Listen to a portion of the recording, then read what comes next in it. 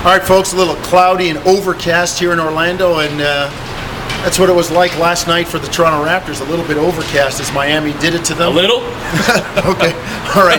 How about stormy? And Eric, this is the effort, or lack of, or inconsistent effort that seems to be plaguing the Raptors in this young season so far. We're about a quarter of the way in, and really not much has changed, and it's tough because they get going for a bit, then they take a couple steps back, and I expect a good effort tonight after what happened last night.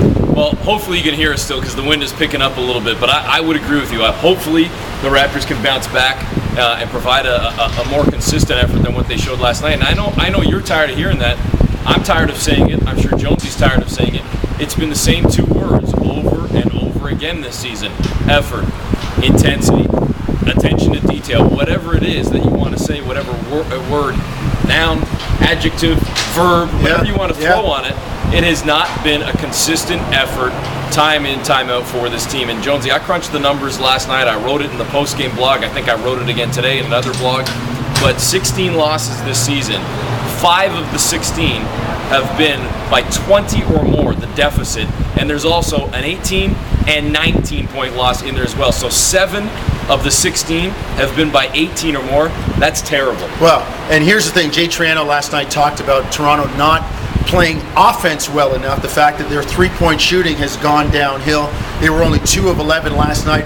I did some digging on the plane last night as we were flying into Orlando.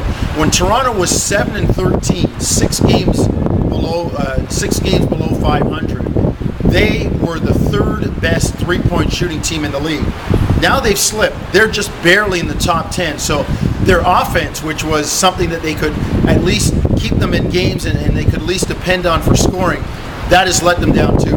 They got to get back to it tonight. They got to bring the effort. They got to bring the intensity.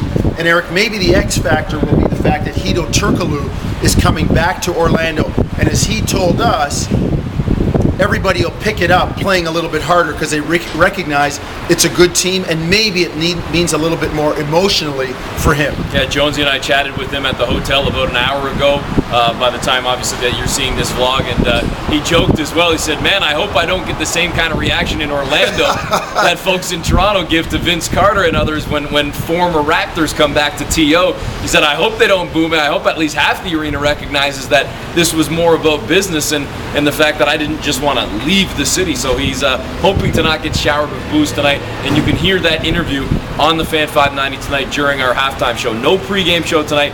Can't cut into McAllen. We would never do that, not to the Bobcat. So a 7 o'clock tip-off means no pregame show, only the halftime. So an exclusive one-on-one, well, I guess, two-on-one with Hedo Turkoglu coming up on tonight's halftime show. Well, folks, that's it. Lunchtime.